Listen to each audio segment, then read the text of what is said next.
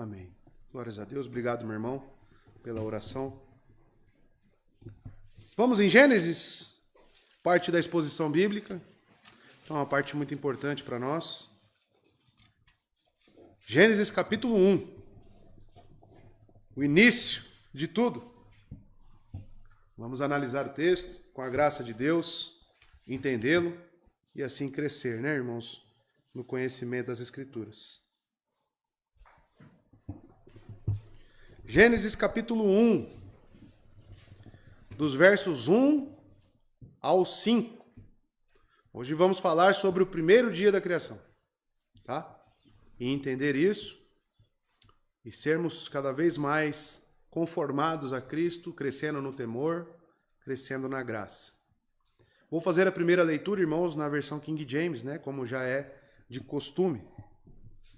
Diz o seguinte no capítulo 1, verso 1 a 5. No princípio, criou Deus o céu e a terra. E a terra era sem forma e vazia, e havia trevas sobre a face do abismo. E o Espírito de Deus se movia sobre a face das águas. Verso 3. E disse Deus: haja luz, e houve luz. Verso 4. E viu Deus a luz, que isto era bom. E Deus separou a luz das trevas. Verso 5. E chamou Deus a luz dia, e as trevas ele chamou noite. E houve a tarde e a manhã, o primeiro dia. Até aqui. Vamos orar? O momento da palavra é um momento único para nós, onde Deus informa a sua vontade, onde Deus nos fala, se comunica conosco, e precisamos de um coração totalmente disposto, né, irmãos? Que você ore para que o Espírito Santo fale ao seu coração e você responda a Deus naquilo que Ele nos exortar e nos ensinar. Vamos orar. Eterno Deus, nosso Pai, neste momento queremos orar e pedir ao Senhor que a palavra que o Senhor nos informar, que o Senhor, Deus, nos trazer esta manhã, que ela penetre em nossos corações, Deus, e que haja uma resposta de cada um de nós para com a sua palavra, para com a sua vontade, Deus. Te agradecemos, Pai, pelas Escrituras, e te pedimos também, Pai, que através desta haja conversões, que através desta, Deus, a sua igreja cresça no temor, no conhecimento, que possamos ser ainda mais formados em Cristo, amoldados nele, para que o Senhor seja glorificado na terra, Deus, assim como é nos céus. Obrigado, Pai, por esses irmãos que aqui estão e por este culto que o Senhor nos dá. Tudo isso é tua graça, Deus. Eu, como pregador, o preletor aqui nesta manhã, Deus, eu dependo totalmente da sua graça e do conduzir do teu Espírito. Sou um miserável homem, Deus, um pecador, falando sobre as coisas sagradas. Que em Cristo eu seja capacitado e que em Cristo o Senhor me dê essa instrumentalidade para comunicar a sua palavra. Assim oramos, Deus, no nome santo de Jesus. Amém. Amados, a criação também entendemos como o prólogo. Assim como em João capítulo 1 temos ali um relato do prólogo. Temos o relato de Cristo participando, né, na criação de Deus. Mas aqui nós estamos no início de tudo. O título deste livro a qual estamos, e eu vou dar uma introdução sobre o livro de Gênesis, vem da tradução grega esse título Gênesis e significa origens, né? Foi o título dado na Septuaginta, quando eles traduziram para o grego. E o título hebraico, por sua vez, deriva das primeiras palavras da Bíblia, traduzidas como no princípio, tá? Então, no grego vai trazer origens e no hebraico vai trazer no princípio. Gênesis serve para introduzir o Pentateuco, os 5 primeiros livros da Bíblia. Então, amados, ele também servirá como base, como início para toda a história de redenção, todo o plano de redenção de Deus. E como sendo um livro escrito, ele possui uma estrutura textual também. Ele tem alguns objetivos. O livro de Gênesis tem como objetivo, primeiro, apresentar Deus como criador de tudo que existe, de tudo que se inicia. Aonde que é a origem de tudo? Como chegamos até aqui? Ele vai falar, inclusive, amados, e é a sua intenção, falar sobre a criação dos homens. A imagem de Deus.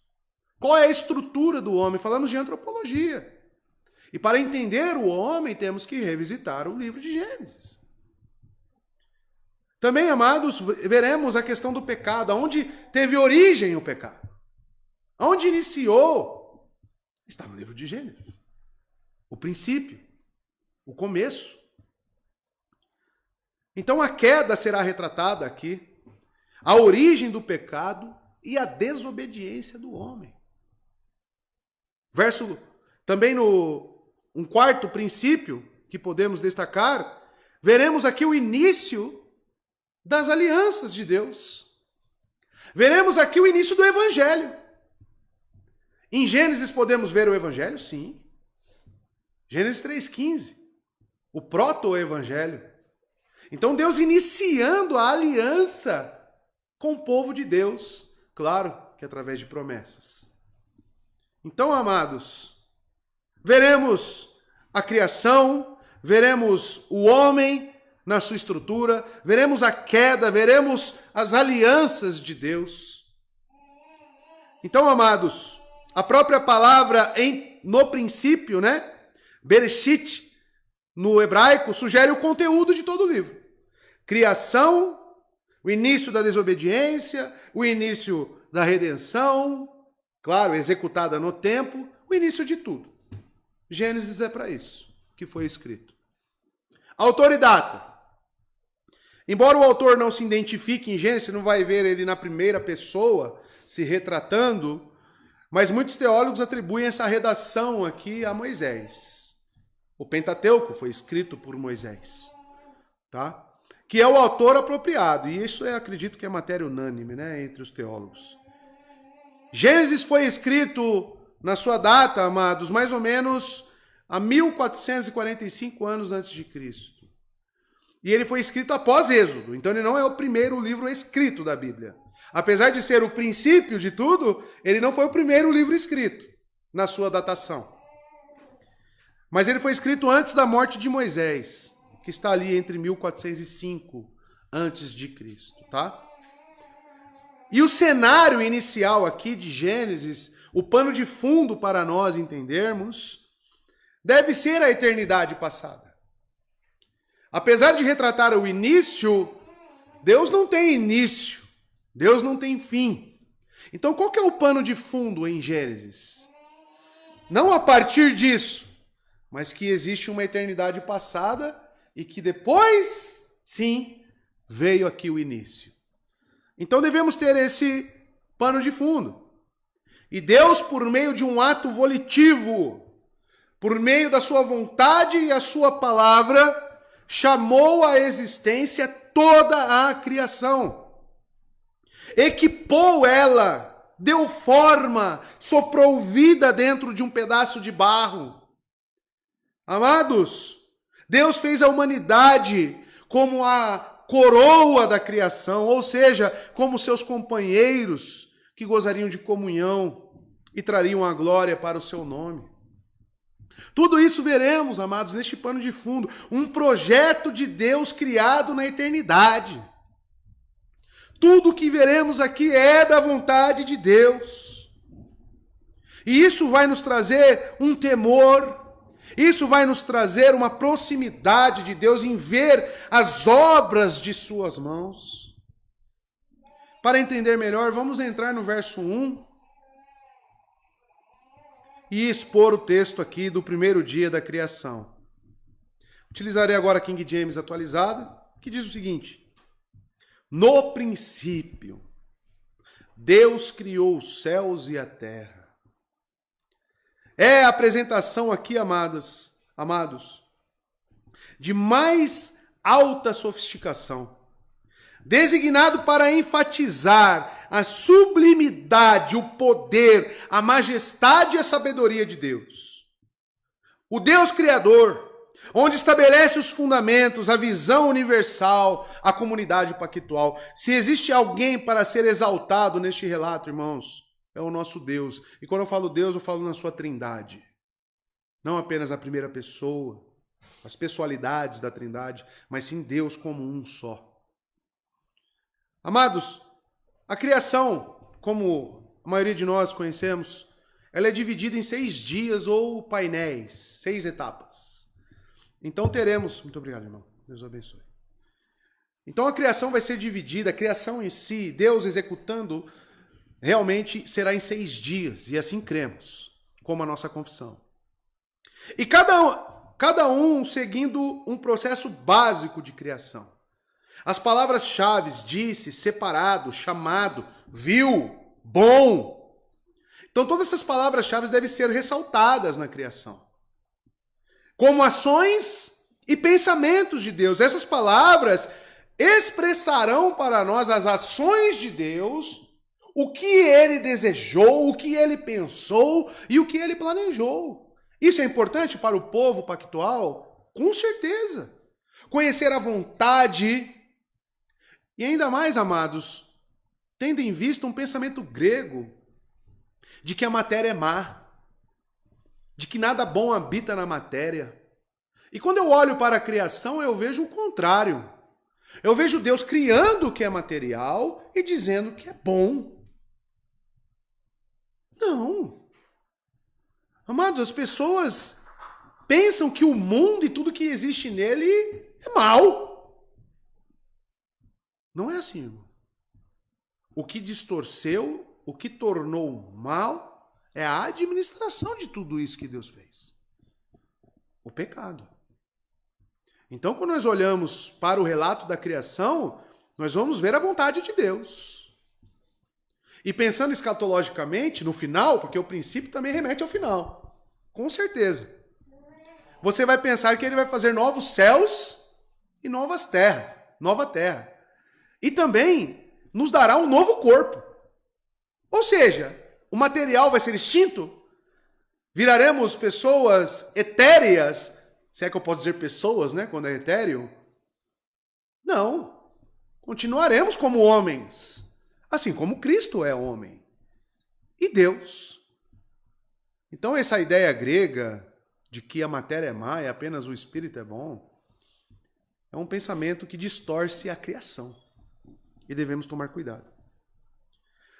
O processo da criação segue tipicamente um processo de anúncio, ordem, separação, informação, nomeação, avaliação e um arcabouço cronológico. E a primeira palavra que encontramos aqui neste verso é no princípio. A expressão inicial é mais que uma simples indicação de tempo, irmãos. O princípio de Deus é totalmente diferente. Seu princípio já está impregnado de fim. O princípio de Deus é um processo do presente, é um processo do passado, é um processo que já remete ao futuro. Que é o primeiro e último, o início e o fim. Esse é o que criou. Então, quando eu olho essa palavra no princípio, eu não tenho que apenas ter uma noção de tempo. Ah, Deus iniciou. Não. Quando eu olho no princípio, eu já olho para o sujeito que está aqui nesta oração. Deus. E quando eu penso em Deus, eu sei que Ele já é o início e que Ele é o fim. E que todas as coisas aqui estão sendo iniciadas, sim, porém já com um propósito. Já com um fim determinado em si mesmo. Amados, Isaías 46, verso 10, nós vemos o princípio. O que é o princípio para Deus? Veja só. Desde o início, faço conhecido o fim. Então, quando eu olho para essa palavra no princípio, eu tenho que olhar para isso. Desde o início, faço conhecido o fim. Desde tempos remotos, o que ainda virá. Digo, meu propósito permanecerá em pé e farei tudo o que me agrada. Então esse no princípio ele diz muito mais para nós. No princípio nós vemos também Cristo. Cristo Jesus. João capítulo 1, verso 1 a 3, o prólogo também, fala, olha lá, no princípio era aquele que é a palavra. E Deus criou tudo pela sua palavra. Ele estava com Deus e era Deus. Ele estava com Deus no princípio. Lembrando que princípio já é tudo que se pretende fazer. Já é o fim também. Todas as coisas foram feitas por intermédio dele. Sem ele, nada do que existe teria sido feito. O autor de Hebreus também vai dizer que ele, Jesus, é quem sustenta, é quem coloca em execução tudo na nossa linha temporal. Ou seja, a providência divina, o cumprimento dos decretos está baseado no princípio ativo da criação, Cristo Jesus. Ele é a palavra, ele estava com Deus e ele era Deus. Sem ele, nada que existe seria criado. A palavra aqui, amados, para Deus, no verso 1, já também nos chama a atenção. Deus é chamado aqui no hebraico Elohim. E isso tem algumas implicações que devemos tomar atenção, ter a atenção. Elohim é uma palavra hebraica e é o principal título usado para criador nas Escrituras. Então, um judeu, quando queria falar sobre o Deus da criação, um Deus de decretos, um Deus que é o início e também um fim, e também o meio, eles falavam sobre Elohim. Amados, na verdade, Elohim é a primeira referência de Deus, onde lemos Bereshit bara Elohim. Então Deus criou no princípio. Comumente trazido do princípio, criou Deus. E Deus é o ponto focal para nós aqui. Não é por acidente que o termo de Deus exerce a função de sujeito na primeira sentença da Bíblia. E isso combate todas as teorias de criação. Até mesmo, amados, o criacionismo que é descartado nas escolas, este que estamos vendo aqui de Deus, não é mais abordado para com os nossos filhos. Não é mais abordado. O povo cristão não tem mais acesso, irmãos, nas escolas seculares a esse tipo de ensino. O que cresce para nós é a importância de ensinar os nossos filhos sobre quem é o sujeito focal aqui, o ponto focal da criação. Deus, o Elohim. E falar para o meu filho, olha filho, ele não só é o início. Tudo que vier a acontecer é sustentado, ordenado por ele. E não por outro. Então, o prólogo de Gênesis, irmãos, é excelente para você falar dos decretos. É excelente para você falar da eternidade de Deus. É excelente para você falar de Cristo Jesus. Elohim é uma palavra que está no plural, irmãos. Você vê Elohim, você pensa, singular, né? Deus, está falando de Deus. Não necessariamente. Elohim, ela vem do plural da palavra Eloá, que significa uma divindade. Uma divindade.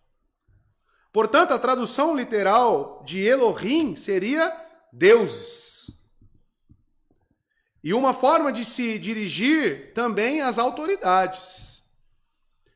É como no português, exemplificando, é como nós se dirigimos a um juiz, por exemplo.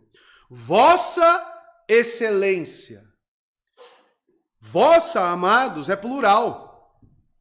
Pois embora vossa seja um pronome que está no plural, ela é usada no singular, como se fosse tua excelência. Então, amados, o termo Elohim é usado para conversar diretamente com uma pessoa só. E como vimos geralmente, uma pessoa em posição elevada. O termo Elohim não apenas vai falar de um Deus criacional.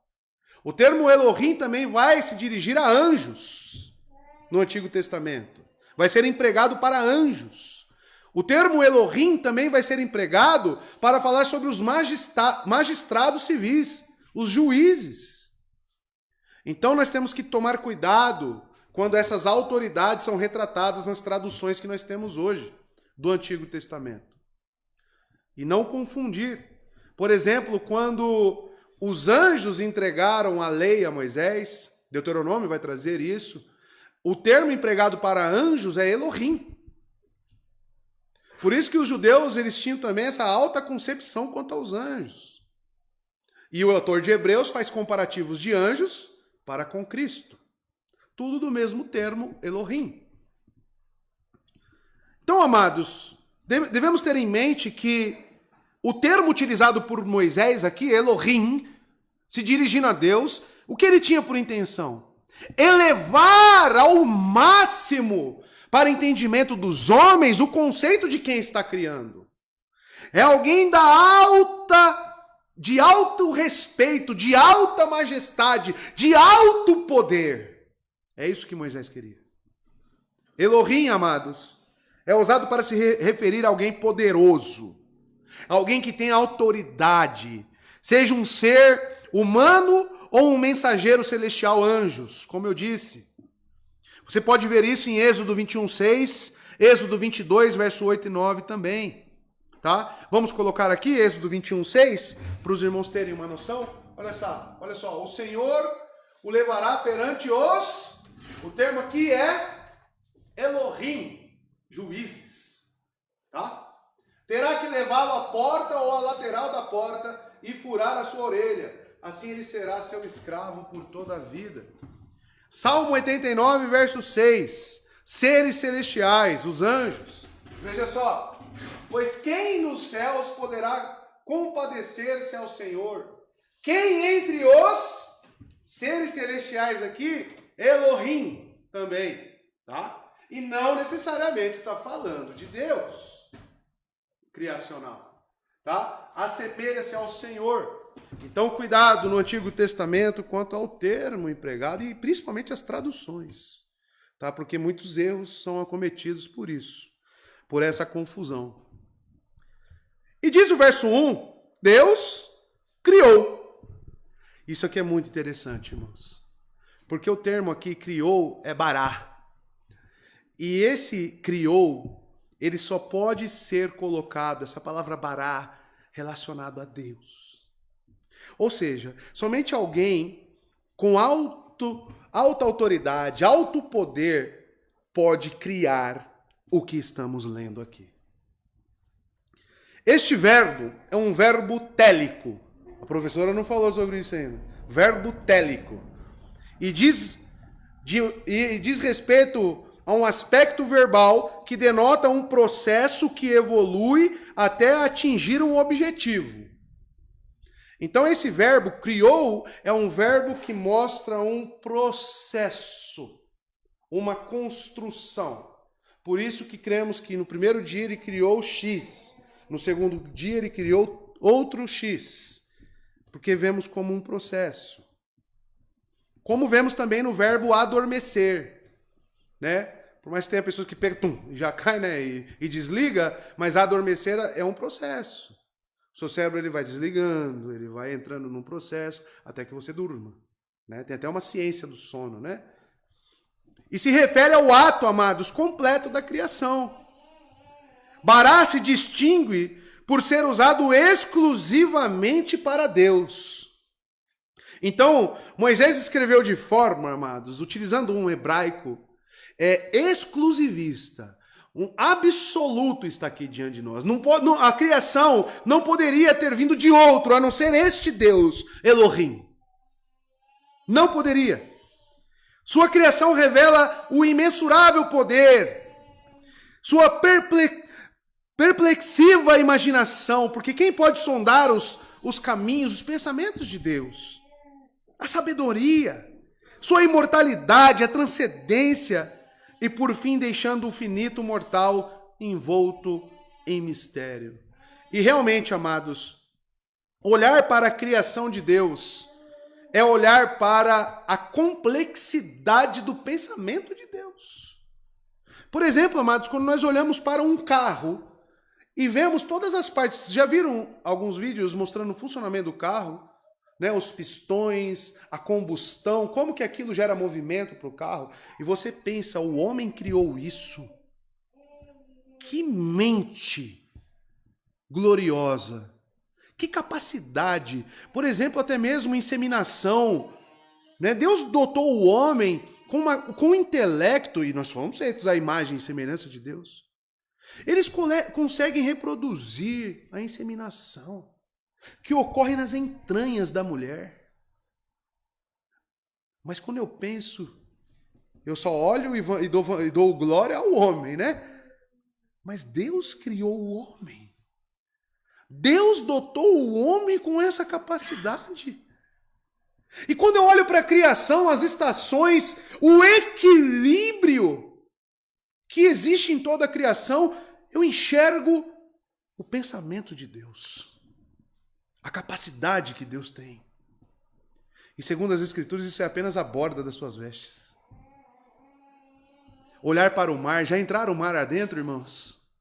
A imensidade, eu tenho medo do mar. Porque quando o barco vai indo, daqui a pouco você não vê mais terra, né? Tanto porque a terra não é plana, né? Então ela tem um grau. Então você vai sumindo, né? E você não vê mais terra. E você só olha, você vê mar. Tudo azul.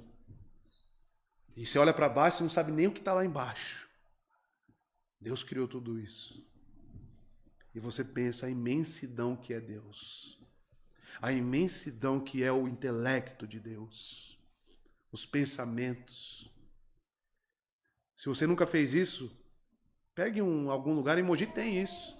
Vai lá no Pico do Urubu e olha para o horizonte. E tente enxergar Deus. A infinidade da criação, porque é finito, mas para nós parece que é infinito. Parece que é tão grande. Isso exalta a Deus. E Paulo disse isso em Romanos, capítulo 1, verso 20, sobre a criação.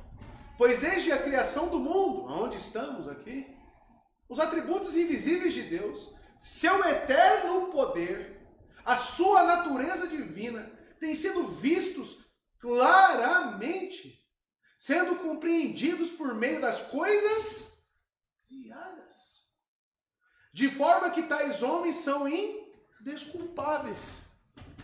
O simples fato, conforme Romanos 1, de Deus ter criado, ele já se mostrou a nós. E digo mais, o simples fato dele ter te inserido na sua criação, já te coloca em uma condição indesculpável.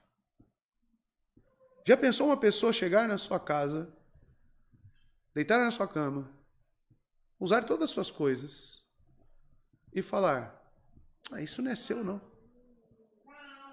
Você nem é dono disso aqui. E tá lá. E deita no seu sofá. As pessoas que não reconhecem Deus e vivem na sua casa, na sua criação. Imagina a afronta que é essas pessoas para Deus. Pense que a simples existência dessas pessoas, recusando Deus, um ateu. Um ateu é um estado deplorável do homem. E Deus o fez à sua imagem e semelhança. O dotou com intelecto para quê? Para dizer que a terra é redonda. Que a terra é plana, perdão. Ou para dizer que Deus não existe um Deus criacional.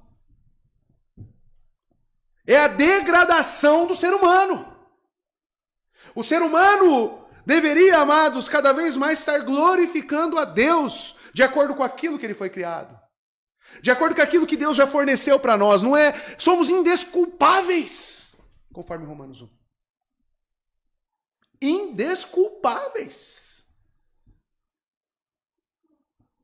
E Deus criou, diz o verso 1, os céus e a terra.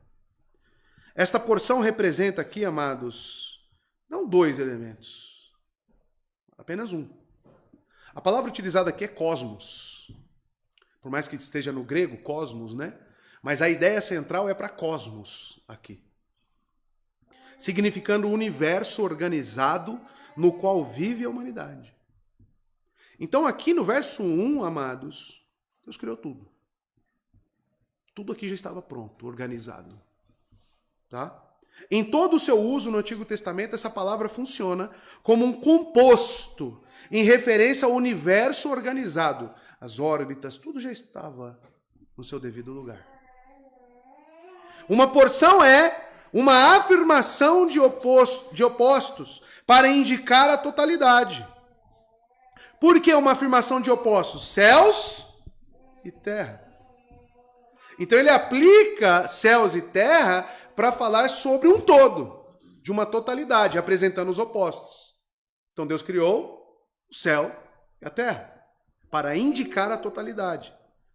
Por exemplo, dia e noite. Que significa o que no todo? O tempo. Dia e noite é o tempo. Em tal uso, as palavras não podem ser entendidas separadamente. Mas elas devem ser tomadas como uma unidade. O que Deus criou no verso 1? Criou tudo. Então, a terra, ela vai passar a ter forma e vai começar a ser organizada. Mas não significa que ela já não existia. Tá? Então, o verso 2 que vamos entrar agora, ele vai dar mais detalhes de como Deus elaborou a terra, como ele deu forma, como que ele foi desenvolvendo dia após dia. Tá? Verso 2. A terra, entretanto, era sem forma e vazia. Ou seja, já foi criada no verso 1. A escuridão cobriu o mar que envolvia toda a terra. Tinha água já então no verso 1? Já tinha água. Já tinha os mares. E o Espírito de Deus se movia sobre a face das águas. Então aqui nós já temos uma ideia do estado embrionário da terra, da criação. A terra, entretanto, e nós percebemos que ele colocou uma conjunção, né?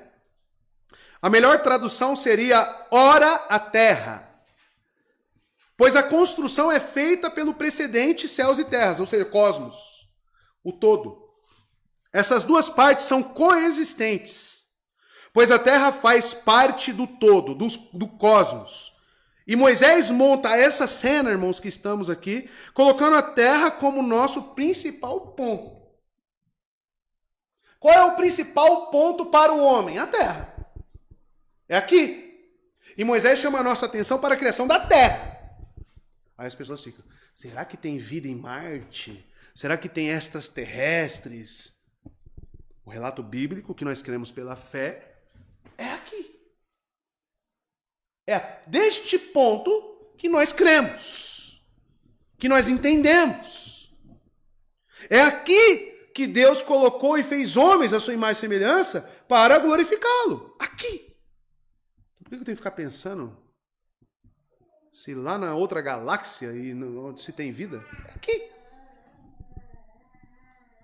E ele diz, a terra, entretanto, ora, a terra era sem forma e vazia. Esses sombrios termos, amados, devem ser analisados em conjunto também. E isso você vai perceber no hebraico, né? Sem forma e vazia, céus e terra, dia e noite. As pessoas pecam na interpretação analisando distintamente as coisas. E a intenção do autor é trazer sobre um todo a ideia. E aqui não é diferente. Sem forma e vazia, o que ele quer dizer? Que isto, amados, essa massa aqui criada, essa terra sem forma e vazia, diz e destaca que apenas Deus produz uma forma daquilo que é informe. Somente Ele sustenta. Porque são duas palavras aqui, tohu e bohu, sem forma e vazia. E elas representam caos. Como que era a forma? Então, antes de tomar de Deus da forma, de Deus habitar, ela era um caos. Então, se eu sei que já existia água, quando eu penso aqui no relato de Gênesis, era algo totalmente desordenado. Não tinha esse limite para as águas. Então era algo totalmente turbulento. Turbulento. Essa é a imagem da terra sem forma e vazia. Caos. Algo informe. Algo sem ordem. Essa é a ideia da terra sem forma e vazia. E representa um caos como as visões. Olha só que interessante, essa mesma palavra no hebraico, os profetas vão utilizar para representar estados de julgamento. Veja só, Jeremias 4, 23, 27. E é bom essas citações para o irmão entender a aplicabilidade das palavras. Veja só. Olhei para a terra e ela era sem forma e vazia. A mesma palavra utilizada por Moisés. Para os céus e a sua luz tinha desaparecido. Olhei para os montes e eles tremiam. Todas as colinas oscilavam. Olhei e não havia mais gente. Todas as aves do céu tinham fugido em revoada. Olhei e a terra fértil era um deserto. Todas as suas cidades estavam em ruínas por causa do Senhor, por causa do fogo da sua ira.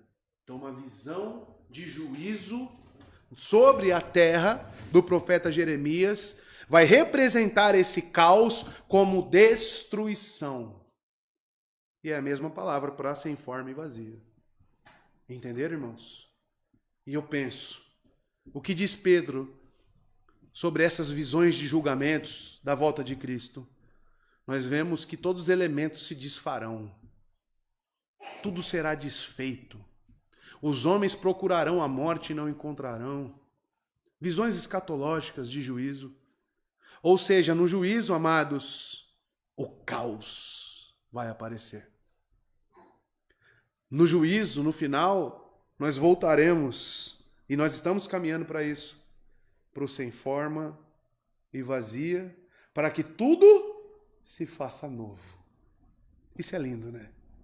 Interessantíssimo isso. Por isso que Deus é o início e Deus é o fim. Se Deus não der forma, tudo é caos.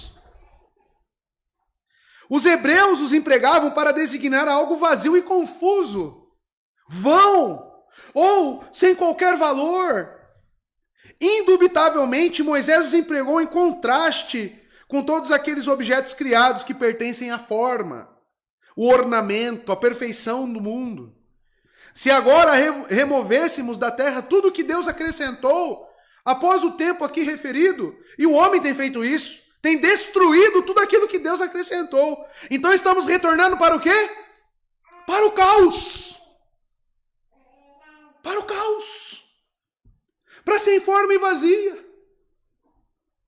O homem, quando não tem o temor a Deus, não é habitado pelo Espírito Santo, como que é a sua vida? Um caos. Sem forma. Homossexualismo, isso é contra a criação. Isso é o caos. Isso é distorcer o que Deus deu como ornamento. O que Deus colocou como primazia, como Deus mostrando a sua beleza, o seu atributo. O homem pega o quê? E distorce o atributo de Deus. Distorce a glória de Deus. O caos. A não ser que Cristo venha e coloque ordem. E quem é o princípio ativo da criação aqui? Segundo João, capítulo 1, a palavra. E é a palavra que nos traz o chamamento eficaz. E é a palavra que nos coloca em nova vida. você consegue facilmente ler o prólogo da criação de Deus e enxergar Cristo Jesus e o Evangelho. Facilmente. Por quê? Porque Ele está aqui.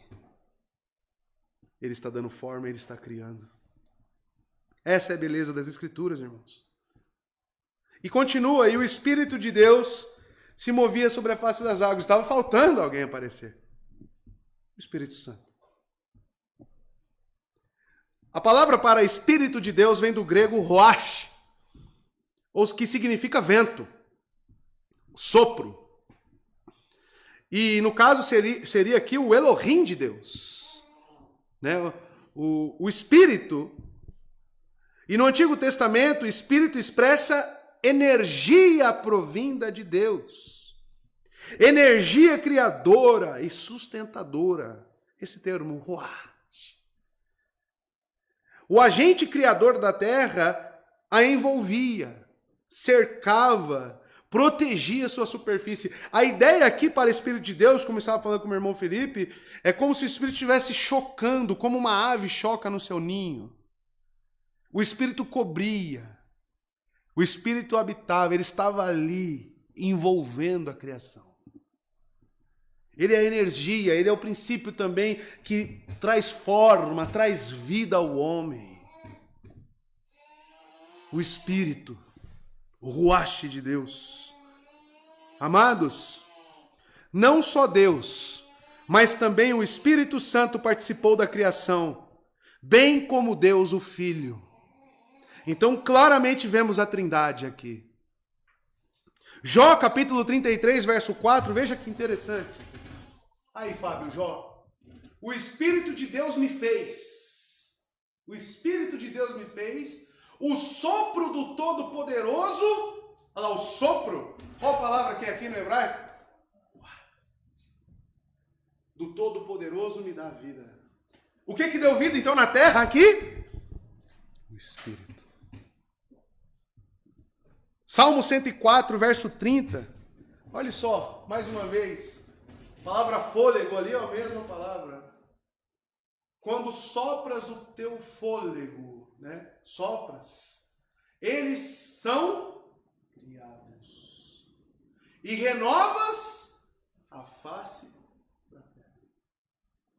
Então, para existir vida, é necessário existir o Espírito de Deus. Para que nós tenhamos vida com Cristo, precisamos ter o Espírito de Deus.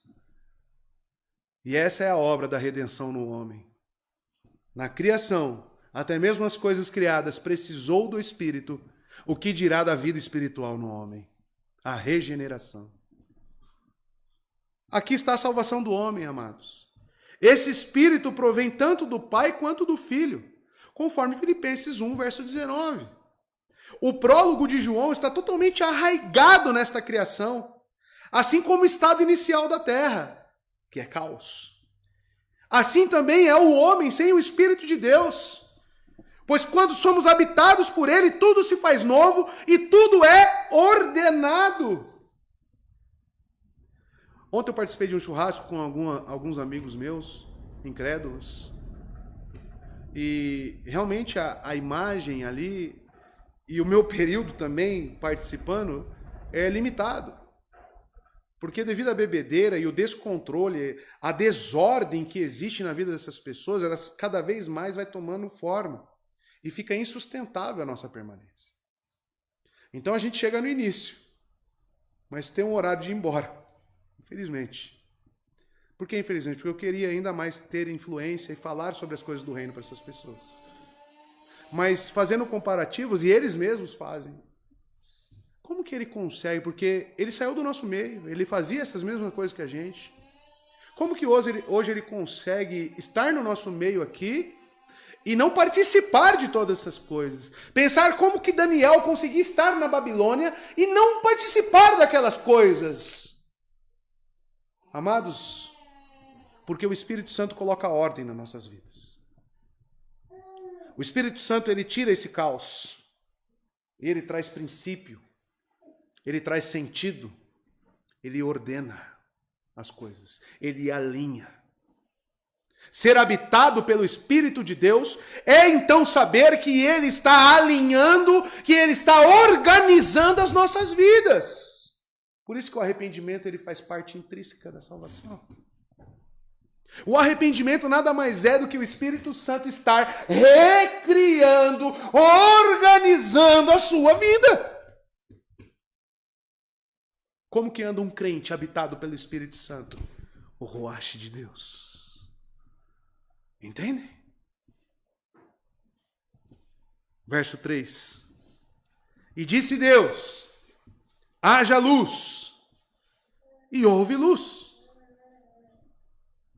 Perceba que, ao iniciar a ordenança, o alinhamento, Deus diz. Cada dia começa com um anúncio como esse. E disse Deus. Muitos dos detalhes do relato é estruturado em narração por Moisés. Mas é um discurso não de Moisés. Aqui é um discurso do sujeito, do foco, que é Deus. Deus aqui é solista, irmãos. O narrador é um acompanhador. É como se Moisés estivesse vendo tudo que Deus está falando e anotando. Não é a narrativa de Moisés. Aqui é o próprio Deus falando. Amados, o herói da criação é Deus. Cada evento ocorre segundo a expressa vontade de Deus e através da agência da sua palavra. E a palavra é Jesus. A ideia da criação pela palavra, irmãos. Aqui está a base bíblica para, juntamente com João capítulo 1, para ratificar que Cristo é o princípio ativo da criação. A vontade de Deus, ela passa por Cristo para que se tome forma. O Espírito é soprado e esse Espírito provém tanto do Pai quanto do Filho. E aí as coisas são colocadas em ordem. Isso preserva, antes de tudo, a mais radical distinção entre Criador e criatura. Por quê? A criação não pode ser nem mesmo remotamente considerada uma emanação de Deus, mas antes é um produto da sua vontade. Nós não somos uma emanação de Deus. Nós somos um produto da sua vontade, assim como Satanás. Aqui está claro que tudo que virá do disse Deus é produto da sua vontade. Isso já nos coloca numa situação diferente. Isso já exalta Deus e diminui o homem. Com certeza. Amados, o Criador, determinando um fim, determinou até mesmo os diminutos dos meios, amoldando com exatidão seu pensamento a menor célula e átomo, sendo totalmente expressiva a sua palavra criadora. Eu postei no meu Facebook, não sei quem viu, fizeram uma imagem com uma ressonância nuclear de uma célula, onde você vê o núcleo, o jeitinho que está lá, Deus criou. O funcionamento. Rodrigo estudou biologia, sabe melhor do que eu. Mas quando você estuda os micro-organismos e você percebe que Deus ordenou aquilo para um fim, para um meio em si mesmo, você percebe quão grande que Deus é. Quando você vê Jó, uma larva, obedecendo e que foi criada por Deus para comer aquela árvore que estava fazendo sombra para Jonas, você percebe que Deus criou tudo para um fim. Tudo. A ordem de Deus sendo colocada no mundo é para que os seus propósitos e fins sejam estabelecidos. Ele disse o quê? Haja luz, e houve luz. O anúncio é seguido de uma ordem. Mais um verbo aqui no imperativo, haja, e houve. vou fazer apenas um parênteses, isso não está no meu esboço, irmãos, mas confissão positiva. Vocês já ouviram falar sobre isso? Eu determino que você faça isso, eu determino. Não aceite isso sobre a sua vida. Determina agora. Se assemelha com quem? Quer colocar o homem de pé de igualdade com quem?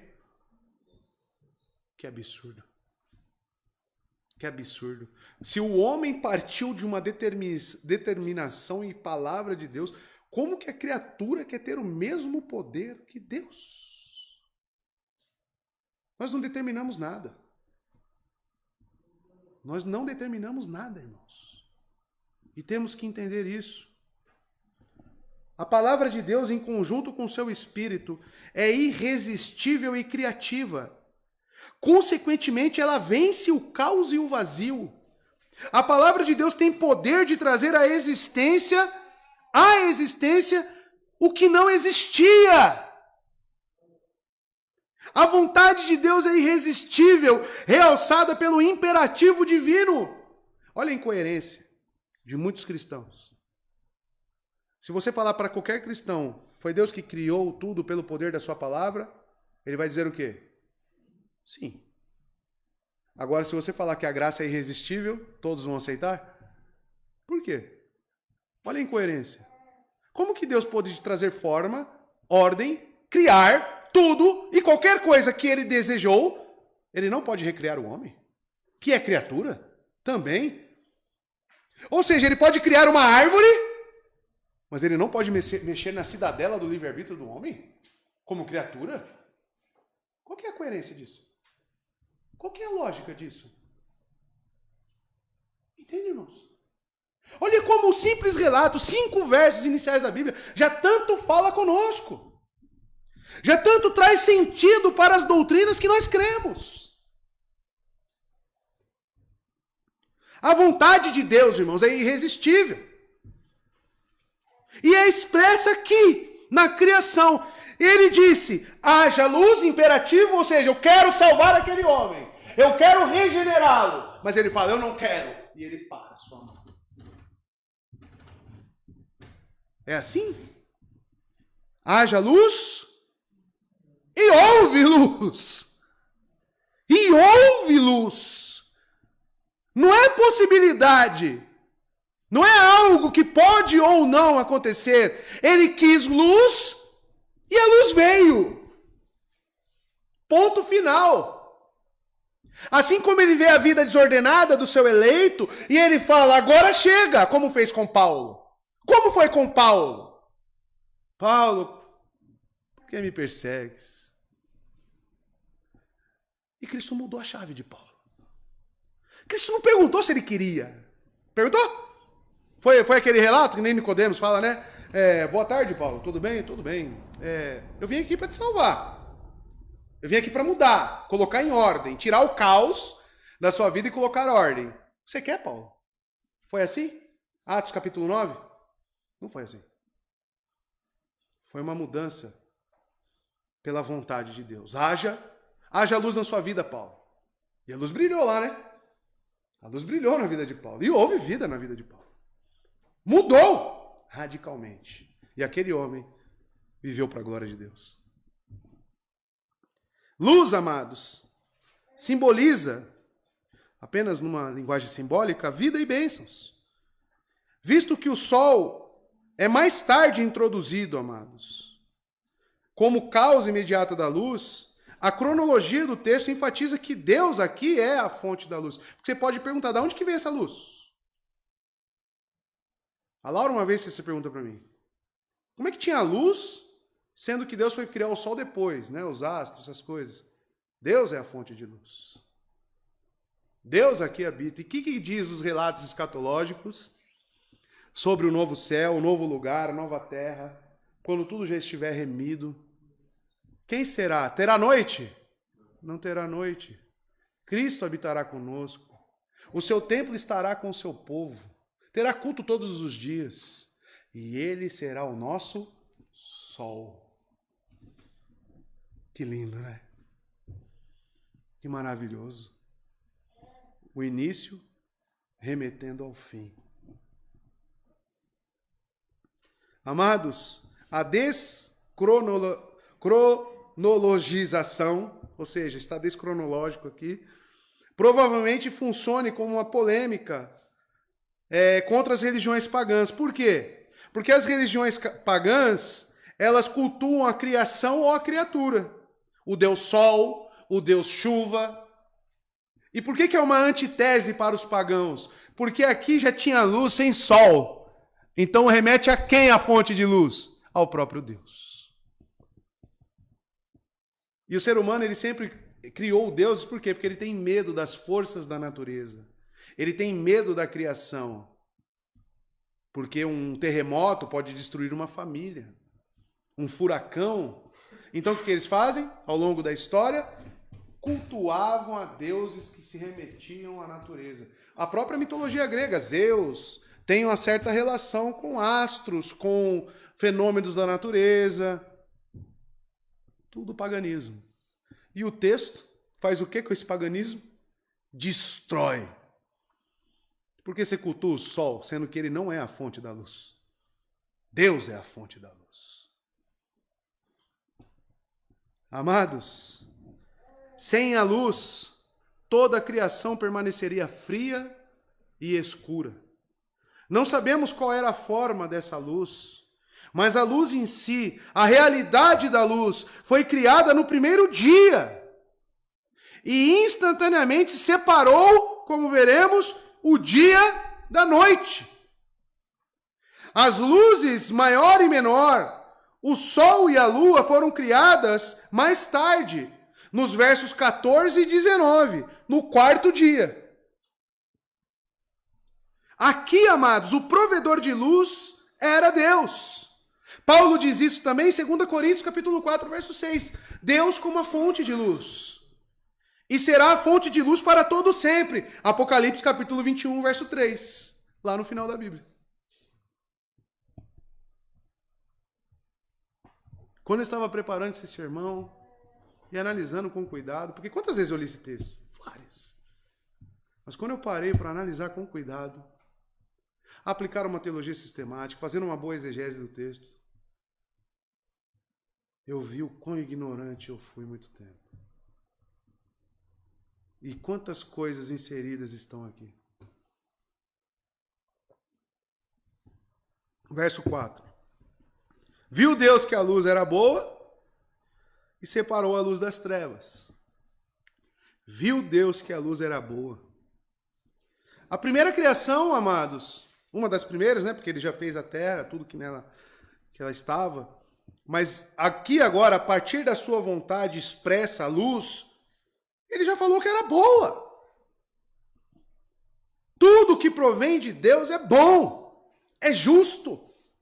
E esta é uma metáfora para a percepção espiritual de Deus.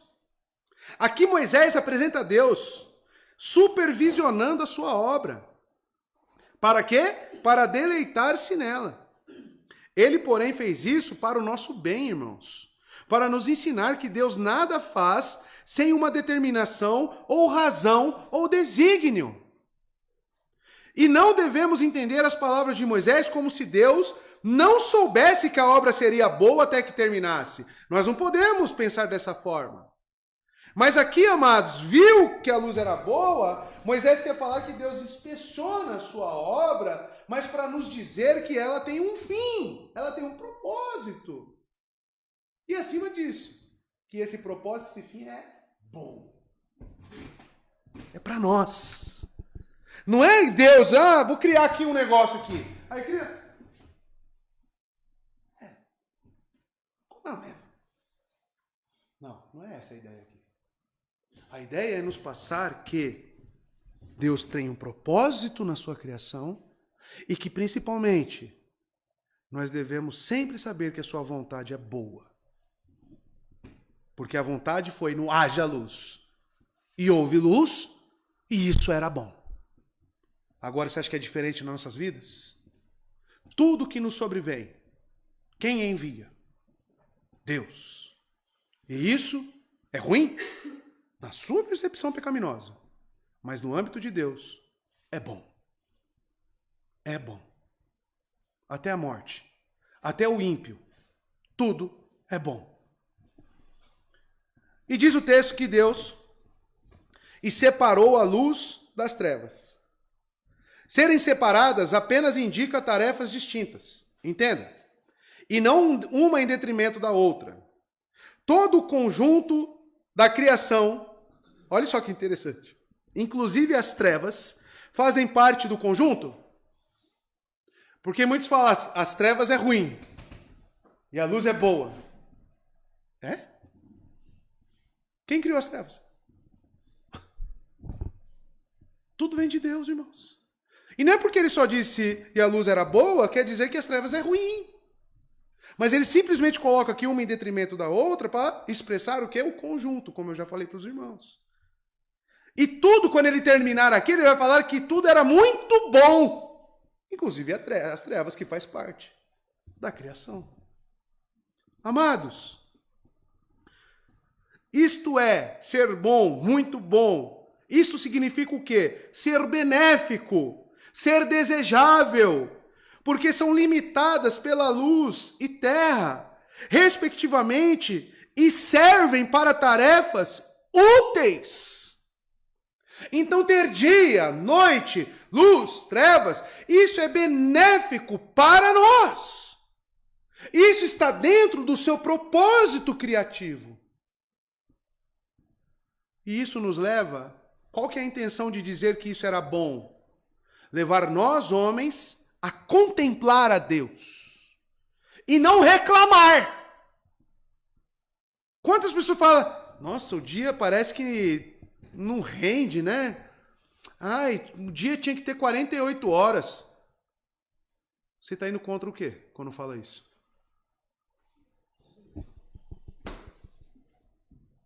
Você está dizendo, então, que a determinação de quando tem luz e trevas, dia e noite, não é o suficiente para você. Então você é Deus. Onde nós deveríamos ver que o que foi criado, estipulado por Deus é bom. E se é bom, eu contemplo a Deus com aquilo que Ele criou. Amados, o significado da passagem é que a obra tal, como vemos, foi aprovada por Deus. Aí você quer desaprovar.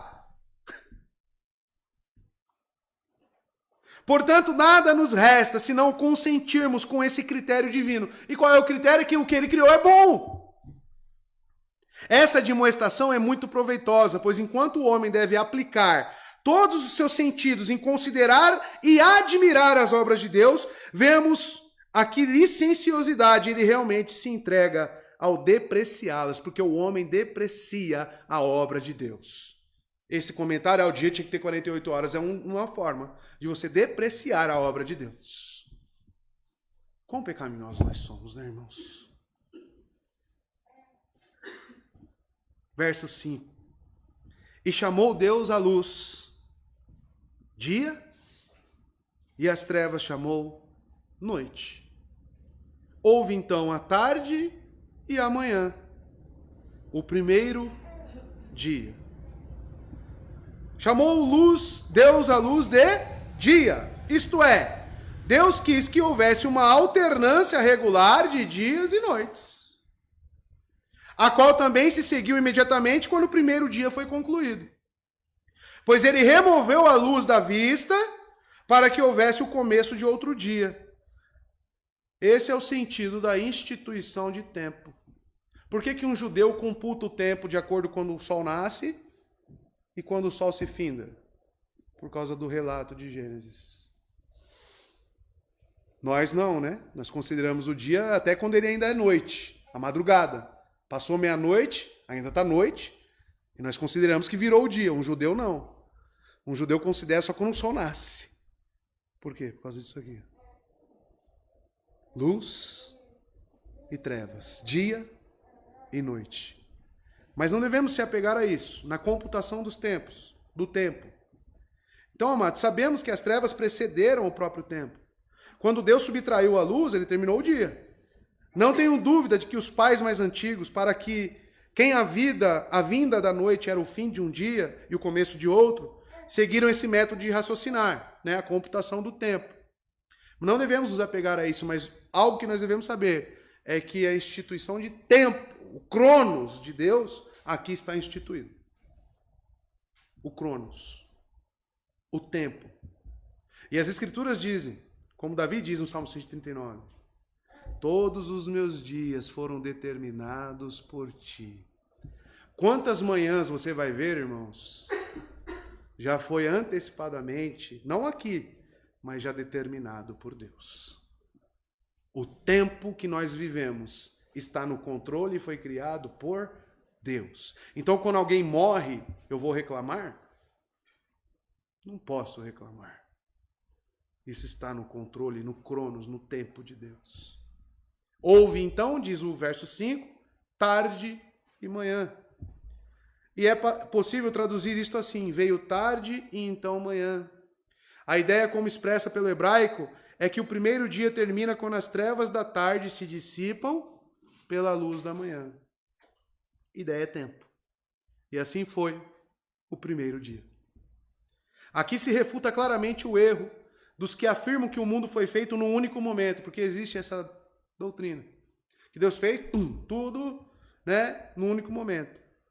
Pois é o uso astucioso de sofisma, ou seja, não tem fatos, demasiadamente grosseiro, argumentando que Moisés distribuiu em 6 dias a obra que aperfeiçoou de uma só vez, com o simples propósito didático de transmitir instruções.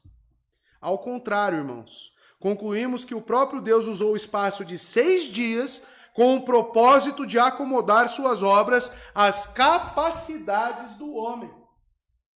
Por que guardamos o sábado como o quarto mandamento instituído por Deus? Isso está relacionado também com os dias cronológicos da criação. Trabalhe em 6 e folgue no 7º. Deus queria passar aqui para nós uma ideia, um propósito. E Ele deu o primeiro exemplo. Então nós temos que pensar que o dia do Senhor é para glorificar a Deus, de acordo com aquilo que cremos. E esse foi o primeiro dia. Perderia o sentido se Moisés não colocasse tudo, né, numa ordem crescente. Que Deus te abençoe, irmão. Amém? Esse foi o primeiro dia. Tá? Tem ainda mais 5 dias de criação e tem o descanso. Semana que vem nosso irmão Felipe trará o segundo dia. Tá? Que você se empenhe, se coloque aí à disposição para crescer junto com a igreja no conhecimento. Porque a cada exposição da palavra de Deus é Ele falando com o seu povo. Que Deus abençoe os irmãos. Vamos orar? Fique de pé. Vamos agradecer a Deus. Muito bom cultuar pela manhã, irmãos. Muito bom. É a graça de Deus. Vamos orar.